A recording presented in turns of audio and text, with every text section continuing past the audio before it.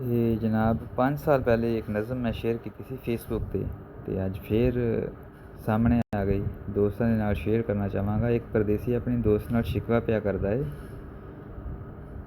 ਅੱਜ ਵੀ ਯਾਰ ਸਕੂਨ ਨਹੀਂ ਆਇਆ, ਮੈਨੂੰ ਤੇਰਾ ਫੋਨ ਨਹੀਂ ਆਇਆ। ਇੰਨੀ ਵੀ ਕੀ ਬੇਪਰਵਾਹੀ, ਤੇਰੀ ਕੋਈ ਮਿਸ ਕਾਲ ਨਹੀਂ ਆਈ। ਤੂੰ ਦਿਲ ਆਪਣਾ ਕਿੱਥੇ ਲਾਇਆ, ਮੈਨੂੰ ਤੇਰਾ ਫੋਨ ਨਹੀਂ ਆਇਆ।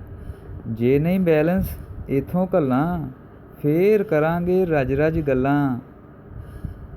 ਕਾਹਦੇ ਲਈ ਇਹ ਮਾਲ ਕਮਾਇਆ, ਮੈਨੂੰ ਤੇਰਾ ਫੋਨ ਨਹੀਂ ਆਇਆ।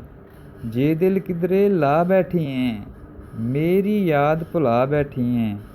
ਮੇਰੇ ਗਲ ਵਿੱਚ ਪਾ ਦੇ ਫਾਇਆ, ਅੱਜ ਵੀ ਤੇਰਾ ਫੋਨ ਨਹੀਂ ਆਇਆ। ਅੱਜ ਦਿਹਾੜੀ ਔਖੀ ਲੰਘੀ, ਅੱਜ ਦਿਹਾੜੀ ਔਖੀ ਲੰਘੀ। ਨਾ ਸੁਰਮਾ ਤੇ ਨਾ ਹੀ ਕੰਘੀ, ਜ਼ੁਲਫਾਂ ਨੂੰ ਵੀ ਤੇਲ ਨਹੀਂ ਲਾਇਆ। ਮੈਨੂੰ ਤੇਰਾ ਫੋਨ ਨਹੀਂ ਆਇਆ, ਮੈਨੂੰ ਤੇਰਾ ਫੋਨ ਨਹੀਂ ਆਇਆ।